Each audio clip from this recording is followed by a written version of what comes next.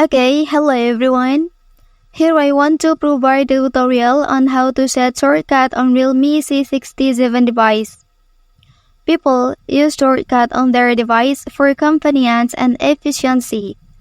Shortcuts allows users to quickly access specific functions, applications, or features without having to navigate through multiple menus or screens.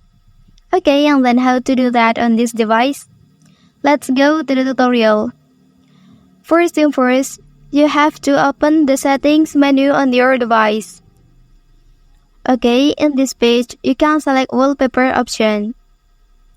Okay, after that you can scroll down, and then you can choose shortcut menu.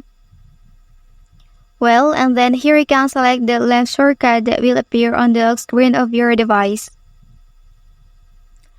Well, next you can also set the right shortcut and you can select the tool you want.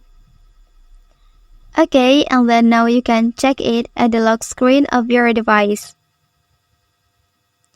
Well, that's the tutorial on how to set shortcut on Realme C67 device. If you are helped by this video, don't forget to like and subscribe to get all the information from this channel. Thank you.